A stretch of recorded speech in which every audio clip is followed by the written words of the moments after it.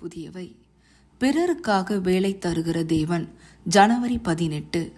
6 நாளும் நீ வேலை செய்து உன் கிரியைகளை எல்லாம் நடப்பிப்பாயாக.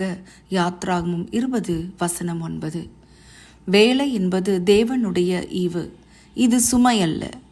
பயனுள்ள ஒன்றை செய்யும் வாய்ப்பை தேவன் ஒவ்வொருவருக்கும் அளிக்கிறார். மேலும் நம் கைகளின் உழைப்பை ஆசீர்வதிப்பதாகவும் வாக்களிக்கிறார். தேவன் நம்மை அர்த்தமற்ற போராட்டத்தில் தள்ள விரும்புவதில்லை.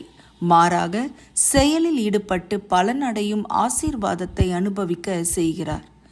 தேவன் இந்த உலகை 6 நாட்களில் படைத்தது போலவே நாம் வாரத்தின் நாட்களில் படைப்பு தொழிலில் ஈடுபட வேண்டும். வேலை இருப்பதே ஒரு ஆசீர்வாதம். ஆகையால் நான் உனக்கு செய்ய வேண்டிய வேலையை தருவேன், உன் உழைப்பை பலனுள்ளதாக்கி ஆசீர்வதிப்பேன் என்று இந்த கட்டளை மூலம் அறிவிக்கிறார். உபாகமம் 28:12 சொல்வதை நினைவில் கொள்ளுங்கள். நீ கையிட்டு செய்யும் வேலைகளை எல்லாம் தேவன் ஆசீர்வதிப்பார்.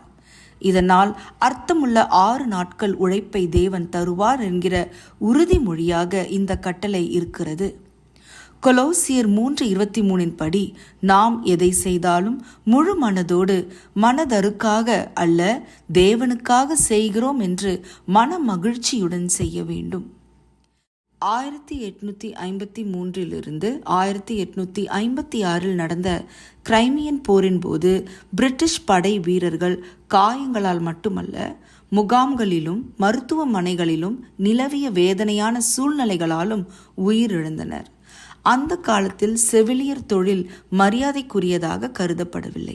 ஆனால் ஃப்ளாரன்ஸ் நைட்டிங்கேல் எனும் படித்த பணக்கார பெண் தன் வாழ்க்கை மற்றவர்களுக்கு உண்மையாகவே உதவியாக இருக்க வேண்டும் என்று நினைத்தார்.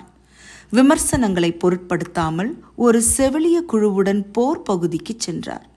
அவர் கண்ட காட்சிகள் அவரை அதிர்ச்சி அடைய செய்தன. அசுத்தமான தரைகள், தங்கள் இரத்தத்தில் படுத்திருந்த காயமடைந்த வீரர்கள், சுகாதாரத்திற்கான சரியான ஏற்பாடு எதுவும் இல்லாத நிலை. அவர் அறைகளை சுத்தம் செய்தார், காற்றோட்டத்தை மேம்படுத்தினார். புகழுக்காகவும் வெகுமதிக்காகவும் அல்ல, பிறர் நலனுக்காக வேலை செய்தார். மரண விகிதம் சில மாதங்களில் 42% 2% குறைந்தது. போருக்கு பிறகும் அவர் தன் பணியை தொடர்ந்தார். மருத்துவமனைகளையும் சுகாதார முறைகளையும் சீர்திருத்தினார். உலகம் முழுவதும் செவிலியர்களை ஊக்கப்படுத்தினார்.